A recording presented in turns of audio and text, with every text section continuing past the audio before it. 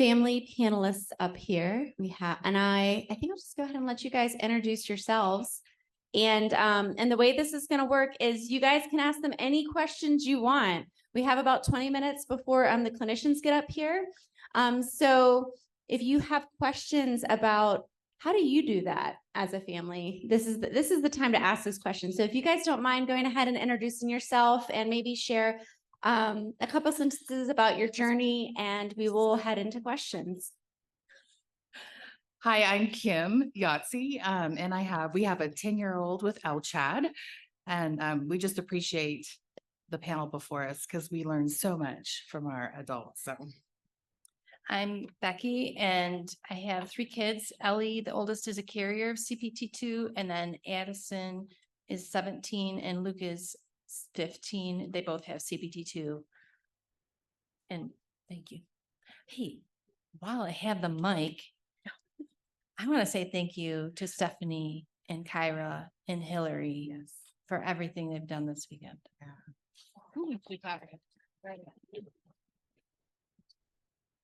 So I'm Chris Abrams. I have 4 kids. The littlest one's the one back there running around making all the noise all weekend. So Alexis is my oldest. She's 12. She has LCHAD. Hunter's the next one. He's 10. He has LCHAD. Then we have Wyatt and Hannah. They're both carriers. My name is Lynn Solser, and I am Alex's mom. It's my title. Alex is 20. She has LCHAD, and she has an older sister who is a carrier. So if you have any questions in the audience, feel free to raise your hand and we will come around and give you the mic. I have a question that was given to us before the conference. So I'll start there, but please raise your hand high and we'll make sure we get the mic to you. In what ways do you perceive that your day-to-day looks different than the average person? What are some challenges and where do you see the silver lining? Okay, for us, we just know that we need to take a lot of breaks, a lot of snack breaks. And so I've just learned one of the things is I'm going to be the snack mom. I'm not going to just bring a snack for my kiddo, but for everyone, because then everyone is like, okay, yeah, we are kind of hungry and tired. So we'll just break together. I would second that. Okay. And also I'd say I think we have to plan ahead for everything in every scenario, wherever we go, whatever we're doing. I think more than other families, it kind of surprises me sometimes that people just kind of freewheel everything. And how long is the walk going to be to get there? And all of those things we have to plan ahead for. Same thing, the planning. We have to plan everything. Right. So, and setting the realistic goals, we might not be able to do everything that somebody else could. And the biggest thing is be prepared for the change, because your plans might change all of a sudden and you just got to go with it. I agree with everything they said. I think extra stress. I honestly think that we can't discount the reality of the plans that we're making and the backup plans that we're making, and that we're not planning a trip without a planned hospital stay, because they're real life events. And I think maybe that's me. I like to be controlled, but I think there's extra stress that goes with all of those things because these are real life issues that we're dealing with, and we have to find a way to normalize that. Another thing that's pretty funny, maybe you'll appreciate, I don't know, Chris, maybe not. My husband is known to always have hand sanitizer. The dad and if you know him, he just expects you to put his on it. And he started that very early in her life. I think it was a way that he could control germs because we were in the hospital a lot. So, I think we develop weird habits, and some of them are dad has hand sanitizer and it doesn't matter if you just washed your hands, just do it again. I think you've mentioned this. We follow really strong routines and patterns, and we find that those patterns keep us from missing a dose of formula or a snack. And the most likely time we're going to do that is on vacation or on a holiday. But because we have those things, we catch them pretty quick. So I think we're a family that developed a lot of routines, and they were big coping mechanisms, but I also think they're to their benefit, because that very consistency seems to help them stay healthy. So I think a lot of those things that we do that are weird, and yeah, we were the people that fed our kid in the middle of the night until she was 11. Yeah. Any questions from the audience? Yeah. Any topic. It can be any topic, anything that you want. And a lot of these folks I hear, the people up there. So you can kind of, ask them interesting questions if you need to. Do you guys remember when your kiddos were little, and maybe, I mean, some of them are still little, if they ever felt like embarrassed or ashamed of their disability, like not wanting to talk about it with their friends? Or I just was telling one of the other moms, Kanan's just gotten into that stage where, he's like, well, I don't want to talk about it. His friends will ask, well, why do you have to drink that milk? And I use friends loosely, peers at school. Why do you have to drink that milk? Or why can't you have this? Why are you eating that? And he's like, I just don't want to talk about it. It just makes me frustrated to have to talk about it, And so I'm trying to, the counselor in me is like overthinking it and making sure he's not going to end up in counseling for this later on in life. And if I don't handle it well. But did you guys experience that? How did you help them through that? Sharika, I think you're doing an amazing job. You're amazing. But so much of this is trial and error. I do realize, with Sam, sometimes, he's more private. He either wants to be the center of attention or he doesn't, so we try and kind of take his lead. And he's usually not one to divulge information. And he'll say, I think I like that friend, and I feel comfortable sharing all of my information, or like to different levels. And so we really tried to just kind of honor that and kind of try to encourage him to find his core group, the friends that are always going to be there. And then sometimes, sometimes he'll be like, well, he goes, I didn't answer him, so it's, he's trying to figure out like who to tell what, and we have to honor that. I feel like we have to honor that. So, cause it's his body. Yeah, I would go with that too. Like and especially when you get into the teen years, I think that covers all kinds of topics as far as sharing information about your teen. It doesn't have to be about FAODs. You learn to honor their wishes and find ways to communicate what's necessary in ways that aren't necessarily that they're aware of sometimes. Like, so I would have a private phone call with a teacher maybe or something. It's a balancing act, but definitely to let them take the lead of what they're willing to share and what they're not to share. I will say that our kids have dealt with things differently. One, took it upon herself to create a deck in a presentation in middle school to share information with people and educate others. And then I think my son has more of a sense of humor about it to kind of deflect some of that. So and just let your kids' personality shine through and let them take the lead.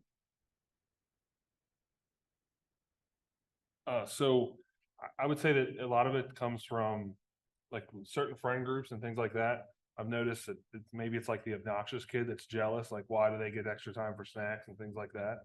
And you just have to explain to that child, like, hey, they have a condition. Most of the time I think they're open to it, but sometimes it's definitely a jealousy issue. I think that it's the biggest thing. I agree with all it. I think it's going to change throughout their age and stage. And I think probably as parents, helping them graciously accept it where they are. I can remember probably the one time Alex was teased. She was like a kindergartner or first grader. And one of the girls at the lunch table was like, why does she have to drink that stuff out of that bottle? And fortunately for us, one of our very good friends was the school nurse and she was a pit bull. She found out about it and she took it. And you know what? I let them deal with it. I chose to not dig into that, to let her address that like you would a normal situation. And that friend knew and understand this was not a snack. This was vital. Alex struggled a little bit emotionally with that moment. That stands out because most of the time she was pretty bulletproof. She was kind of out there doing it. Middle school was tough. When her body was really helping her not keep up, she had to make those choices of who were part of her inner circle now and who were not. Unfortunately, that's middle school. Like, yes, it looked like it was because of El Chad. Most of it was growing up. But again, she wasn't overly private. And I think for me, one of the biggest turns was in her teen years when she did become fully disabled. I really had to be wise in what I shared and take my cues. She was 15 and I hated every minute of it and it was hard. But what was amazing was watching her find her voice. In that. And as she was starting to recover, the things she chose to share publicly with people, I never, some of them I didn't realize because I didn't want to, but she was sharing her triumphs and she made it very public. In one of the first videos when she tied her shoes again. Therefore, as a 15-year-old, she had not been able to. And then that was a pretty low place in our family. But watching her success and the work she was doing was really important to us and changed a lot of how I posted about things or shared our story. But I think it does change. No, I think their personality has to be a big factor in that they will ask why. They will not want to do this, and they don't want to have, in our case, El Chad. Addressing that, acknowledging those feelings, and helping them move forward from the moment and the teasing that's part of childhood, and accepting that maybe part of that as each individual thing. Again, I feel like one of my big things is I think a lot of these are very normal life stages. They just seem to be couched differently and they have a different weight with some of our kids. The implications are significant. And I think if we can realize what's normal for this age and stage and this personality and honest with them, hiding things and brushing them. Annika and Tasia were really good. Not overlooking their real feelings in those moments probably is a wise counsel. Can you guys hear me? Do we have any questions before we move on? So we're moving into middle school right now and clinically in a fabulous place.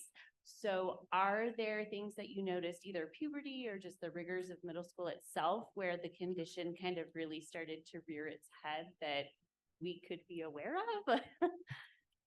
Do y'all have anything? Because We're not quite there yet. And so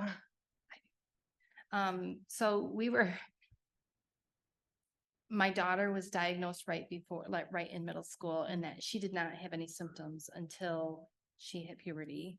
I mean, any that we were aware of. Looking back, she had some minor ones, but that was when her first hospitalization was.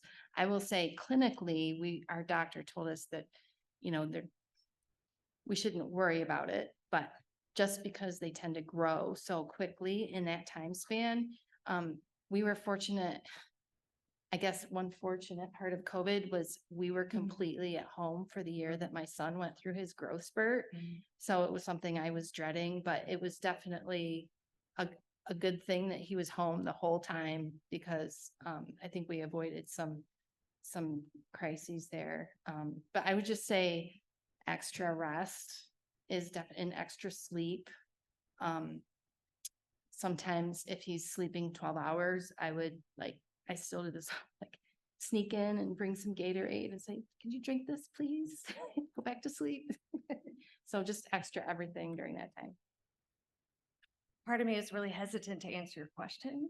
If you know Alex's story at all, it was really a tough season, but Alex manages to do everything to extremes. And she has from the beginning of our journey. So we had lots of hospitalizations, but she also was a very normal, vibrant kid. Yes, she was the one playing volleyball with her friends who stopped and sank in the middle of the volleyball court, freaked out the coach. The girls went, grabbed Gatorade, gave it to her, and then they picked her up and she played. It was crazy. That's Alex. It was tough. I wish I knew all the rules, and I feel like I didn't. And I feel like I missed things. But I probably didn't. I don't know what I missed, but I probably couldn't have done anything different. El Chad has not been friendly to Alex, but it was also never friendly. I hope now there's a little more talk about some of the things happening with adolescent stage, because as we would go through things or encounter things, then they're like, yeah, we're hearing that's happening. Okay, I'm sorry, I don't like it, but maybe I would have liked a warning. I don't know if I would have or not. A lot of what we went through in her teen years physically was a surprise and caught us off guard. It also happened really, I think we missed a lot of the precursor signs, but when it became an issue, it was rapid to the point that it took everybody by surprise. And that's a very hard place to be as a parent. I don't know how to get us to convince the doctors to talk about all the what ifs, or if they even should tell us. I don't know. Part of me says I would have liked to have known, but it's a what if, and a lot of your kids will never have to experience the challenges that Alex did, and I hope they don't. I also want you to know my Alex, because I want you to see who she is as she's come through that, because it's crazy, and I don't know how she is the way she is. Her favorite thing is to make me cry, so she's probably really happy. It was tough. She had to, I always thought it was nice that she knew she had LCHAD from the beginning, because she never had to change her diet. Her diet was always this way. She didn't crave things. I think it was hard to begin to accept things that she could do and couldn't do anymore. And there was no known for what was coming next. I will say with great confidence, we are in a different time. There is great hope for things to happen. But nobody can tell us what's going to prevent what's coming. These are unpredictable diseases with other things that are out there. I don't know. I would say continue to be aware. I would say if we are not aware that puberty is a factor, we're being naive. What we do with that, I don't know that I know. I don't know that that's helpful. It's real. It was not pretty. It also made her own her story. She went from being 13, going in the hospital, being embarrassed by the questions that every person walking in that room was going to ask the 13-year-old girl, that she was like, please, we are not going to discuss this today, to on the day she was turned 18, I'm in charge now, people.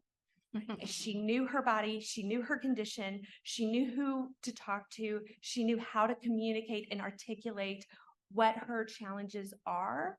To the extent that I know the vocabulary, she understands what's happening. And she does surpass me in her knowledge and understanding of LCHAD. And I don't know how that happened, but she's brilliant. But I wish I could tell you it was going to be pretty. I hope I can tell you it can be amazing, even if it's hard. Even if it was well-intentioned, what's the worst advice you got? Ooh, that's, wow. This one's simple and ugly. I had helps. I was in an ICU care situation in our labor and delivery area. It was before the diagnosis. I was just being given ice for the first time, and they brought little Alex to me, and I had a nurse tell me, don't be selfish, you need to take care of your child first. And then the next day, and I've never forgotten that. And yet I've spent the last 20 years making sure that I took care of her, almost to my detriment at times. So that's probably fed some unhealthy mom habits. I don't think we've ever gotten any really bad advice as parents, or as from even like our medical professionals that I can think of. We've been really lucky, I would say. I don't think any personal advice, because everything, they don't know the full story, and you can filter through it. Professionally, yeah. Wow. It brings back memories. So we had a summer where we could not stay out of the hospital, and we're in rhabdo constantly, and our docs were not sure what to do. And my specialist suggested that at that time, so he was almost 3, right? So he's 2. And my daughter's 4 years older. And so they're like, can you just send your daughter off to your parents because he can't keep up with her? And I was like, wow, because he was so active, and they thought it was partially with our daughter because, and so we're like, seriously, you did not just tell me to ship my daughter off, and that was professional. So yeah, that one right there. I'm gonna have to think about that. I can't think of any bad advice I've had. I think, maybe some good advice I had that's really stuck with me at the beginning is I think our doctor kind of saw my husband and I were very analytical, intense people that want to have control over everything and are gonna question and push back on everything. So he said to us, try to make life as normal as possible. And I think that was more on us to not try to make everything about CPT2, right? Try to give the kids, just let them be kids as much as possible. Yeah, I would say something similar. So like our geneticist has always been great. And I mean, she told us what was wrong with Hunter before the blood work was done. But when we found out Alexis had it from Hunter, she said, if you look at Alexis, she's 12 and she gets it from me. She's really big. And she said, don't let people push her because they're going to see her physically and think that she can do things that that she may not be able to. So I don't think we've ever held her back and nothing's ever held her back, but that's always been in the back of my mind. My question, this obviously takes a lot. It's a lot of stress on the family unit. I'm wondering if you can offer advice or best practices for dealing with those relationships within the family unit. So I think for us, we have always operated as a family. We hate to divide and conquer, and kind of like Lynn talked about, you just try and set up routines and it's all of your family. For us, that worked. And so when our son was in the hospital, we were all up there, all four of us. Like we're all four here at the conference. Like we are a unit. And so yeah, so like I remember when he was in the hospital, my husband and my daughter would be leaving at midnight after hours because like he wanted to be tucked in by daddy. And so we just try and keep those patterns and those routines as much as possible because it does affect all of us. And Lynn one time at a conference said, we all have journeys. And as a parent, you have a different journey than your spouse, than your child, than the sibling. We all do have different journeys and we have to remember that. Okay, so this is a loaded question because it came from my husband. Insight. Yeah. So I think there's two parts to that for me. So one is don't overschedule yourselves and try to keep up with everyone else. I think it's hard sometimes to see other families doing all the things over the weekends and doing all these things where we just need to be home and chill and be okay with that. And we get a lot of family pressure sometimes. Why can't you go do this or that or the other thing? And it's like, we're lazy. We just want to go be home and rest. So get really comfortable with that and be okay setting those boundaries and knowing when if you're feeling really stressed, maybe it's because you have too much on your plate and you just need to cross some things off your calendar. And I think the second thing I would say is don't be afraid of therapy. We have all been in therapy at various times in our family and it helps. Oh, except my son says, except me. Okay. But it is just it's such a load off to be able to go into a closed room and talk to somebody and not have any consequences because you are carrying a lot and maybe you have some feelings that aren't very pretty and you can't share them with your spouse or your kid because they're not helpful, but they're still there. So it's okay to ask for some outside help. I would say the same thing as we kind of operate as a family. But with our extended family, I think that's where we find the difficulty. Because some of them have taken ownership just as we have as parents, and some of our extended family doesn't have that same amount of ownership in the children and learning their routines and their diet, how to properly care for them. So I think that's our biggest stressor and we just we rely on the ones that took ownership in on themselves, and we don't rely as much on the other ones. Well, we're still married. and it's not pretty. I think this is a twofold question. I want to address the extended family. We had a real habit of doing things with everyone around. When Alex had her cardiorespiratory arrest, the entire family was at the hospital. That was real.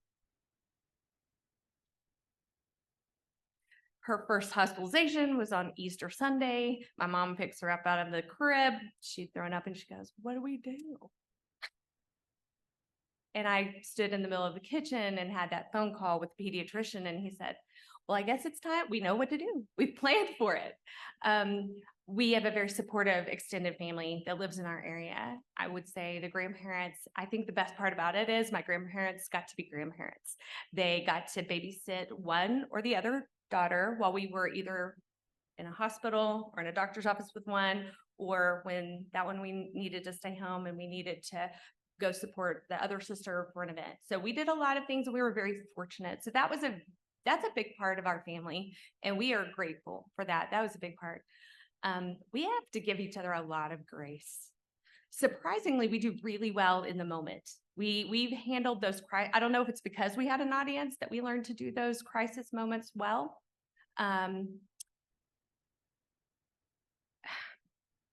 We've had to learn to communicate. We think differently. We plan differently. I did throw a temper tantrum in the kitchen when Alex was about 18 months old and explained that the very capable husband who ran a successful business, had a college degree, people counted on him, asked me how to make formula every time, and I lost it. I said, somebody else has to do this. So I had to learn how to tell him what I needed, how to share that, because I felt the pressure of being the only person in the world that knew it, despite the fact it was posted and he made the formula regularly, but I felt this burden. So I think those exemplify that we had to learn how to get past ourselves to do that. And I'm going to say we probably didn't do it very good. I mean, we didn't. My husband and I process information differently, and I don't like his very rational answers. He constantly reminds me of a great point of view that our family lives by. Every day after day 3 was a gift, and we live our life that way. And I don't like him for it, even if he's right. But we celebrate that, and we are thankful to be in this situation, and we try to move forward and keep it all in perspective. LTAD is not pretty and has no guarantees. But we sure have had an amazing life with it. Our family has redefined normal. The first Sunday, kids out of the NICU, whenever we decide to go to church, we sat in the back, we survived the service, we get the car, we're going home. Big sister says, "Aren't we going to Jason's Deli?" We did that every Sunday. And we looked at each other like, can we? Like, we didn't know. And so we had to learn normal. We had to relearn normal. We had to define normal differently. We do stay at home a lot. We like home. So I think Derek was very wise in an ARD when he was on the phone. And he said, I think we all have to accept that Alex's high school years will look different than Claire's high school years. And I think that was just one more way of us making sure that we aren't trying to put our life into some pre-programmed box. And we had to work together to accept the fact that this was a unique journey. We had survived, and we were going on, and Derek and I are tired running after her. And that was when she was 7. Now we're just trying to keep up. But I think we were in a time in this journey when there was not a lot of talk about caregiver self-care. There was not a lot of talk about helping your family with mental health or some of that social emotional things that I do believe are really helpful. I actually have been reading Becky's book and I found it very, very helpful and overwhelmingly so. And I told Becky that I need to go back, and because I did the Cliff Notes version for that meeting, Stephanie, I didn't do it well, but I need to go back and read it well because it's going to help me reframe in reverse some of the things that we went through. And you know, you are surviving. Maybe you're not. Maybe you don't have to survive. Maybe this is not hard, but we love our daughters. We love being parents. We love our family. And so we work really hard to find a way for this to be okay. I'm telling you, we've had movie nights in the hospital. It's all about Chinese night in the hospital. There's things that happen and that makes our family our family. Just like you're making your family your family. I would not be able to do this without him. Wouldn't want to. Thanks. Thank you. We are going to ask our last question before we're going to wrap things up for time's sake. And this question is for you, Chris. What is or was your best item on your child's 504 or IEP? I'm glad you asked. So this was one of the questions they had emailed us, and I was hoping I'd get to answer this one. And it didn't even come from Christy and I, actually. So as a kid, field trips were like my favorite thing in school to do. And I always looked forward to them with my kids. Never really got the chance to do a lot of them because of COVID, right? But how do we make field trips normal, right? The kid gets to school from lunch, whatever. So we had an issue with Hunter. He went on a field trip, and when he overexerts himself, he doesn't like to eat right away. So they did like a hike or something. They were at Fair Hill Nature Center near us, and it was lunchtime. He didn't want to eat, and the teacher didn't quite understand everything. So he didn't eat his lunch all the way. Well, then she was like, well, throw your lunches away. You know, and our thing was he just had to bring his lunch home so that we could tell how much he ate that day. Well, he come home that day and it was like, where's your lunch? Oh, the teacher told me to throw it away. Well, how much did you eat? Well, I didn't really eat any of it. So that set off Mama Bear. So we called the school, right? We set up a new 504 meeting. We're there and we're talking about how can we prevent this? And the principal actually said, why don't you guys chaperone field trips? And it's like, well, I want to, but it's basically a lottery, right? The teacher picks the parent. And he said, we'll put it in the 504 that you're always the chaperone and the school pay for it. So that's honestly the best thing that we have. So now we get to go on. We actually had an issue. I had to take off work because Alexis had a field trip one place and Hunter had a field trip somewhere else. So we each had to go to a field trip that day, but that is by far the best one so far. Thank you very much. Let's give a round of applause to our family panelists.